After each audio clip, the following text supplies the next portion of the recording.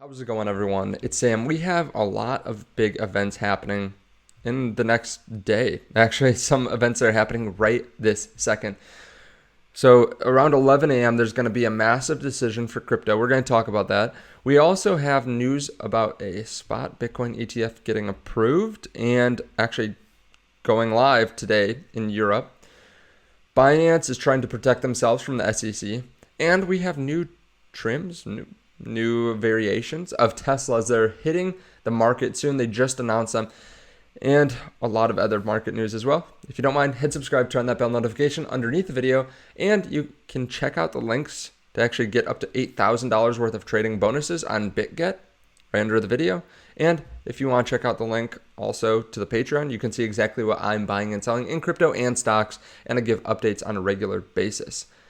Now, I will say, I'm not going to give an update tomorrow, just specifically tomorrow, because it's my wife's birthday. So wish her a happy birthday in the comments if you don't mind, and let's get into the video.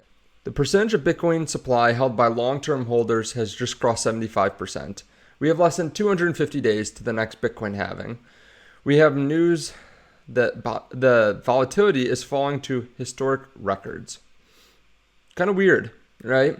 This happening at the same time that we could have a major approval on the Bitcoin spot ETF. We have a new spot ETF getting approved.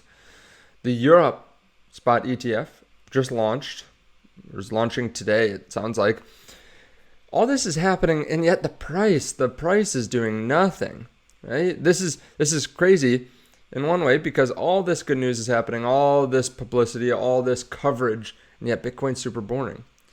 Now, I think this is normal. The reason why, we had this time where the bulls got absolutely destroyed, going from 67,000, 68,000 all the way down to 15.5. And then we had this part of the year where bears got wrecked from 15.5 all the way up to 31. And now we're just in the time where everyone gets wrecked sideways, just killing us mentally because it's so boring. But I think it's okay because it's getting ready for the next big bull run. This is what we see. Bulls get wrecked, bears get wrecked, people get bored, people leave, boom. It goes up 2, 3, 4x. Now, this is good news that Europe is going to get the first spot ETF, because again, if people decide to start buying this long term, it will lock up more Bitcoin, that kind of thing. This is just going to continue to happen, I think, where people hold longer and longer until we get another bull run. In that case, then we'll have less long-term holders because we'll have more people buying short-term. They're going to be sold those Bitcoin by the long-term holders. And then we'll probably have a dip like this, and then it'll continue to go up. Just like we've seen in the past, it's probably still a straight line up and to the right, but there are going to be dips in between during the bull runs, right? So it'll be interesting to watch. I will say, too, that next 24 hours, we have a big SEC decision. We will learn whether they're going to push off the grayscale SEC outcome or actually make a decision. Now, after Europe has their first spot ETF, maybe it makes sense to approve it. The trend is your friend, though. They have not approved one yet. Eric Balkanis says odds are pretty good. This is actually today. This is 8:15, August 15th, around 11 a.m. So just a few hours from now, we may have a decision. Now, I wouldn't plan on it, but still, something to look forward to. We have new filings from ARK that a digital asset and blockchain thematic ETF will hold equities, ARK-D.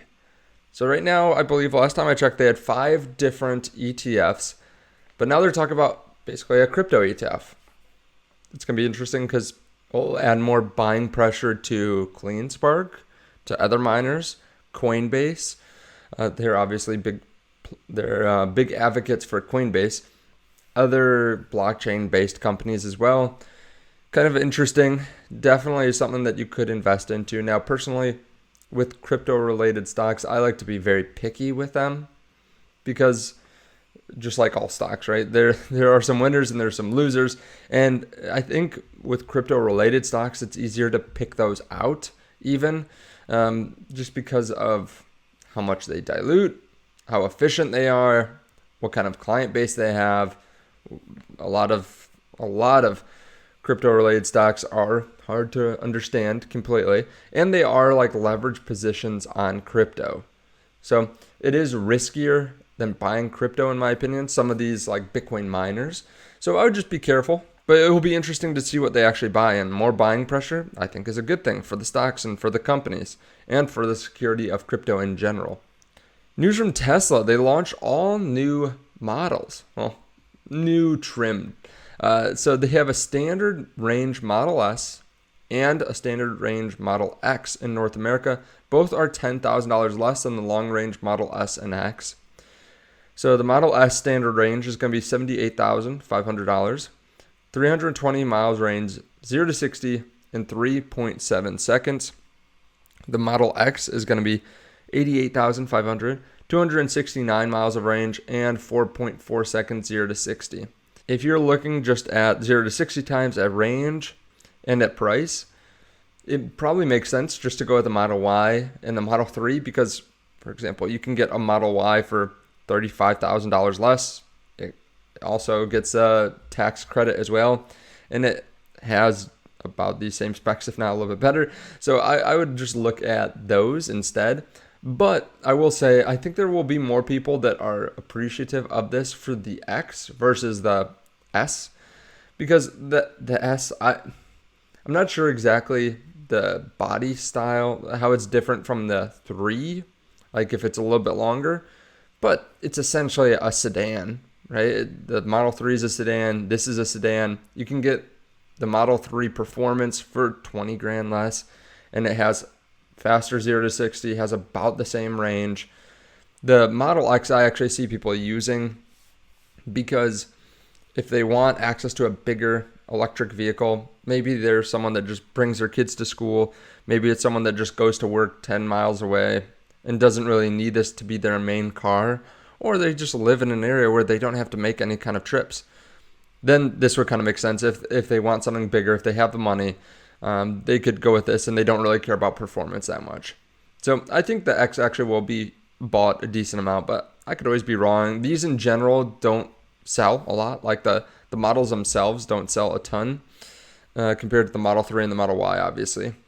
Last thing I want to cover, Binance files for a protective order against the SEC.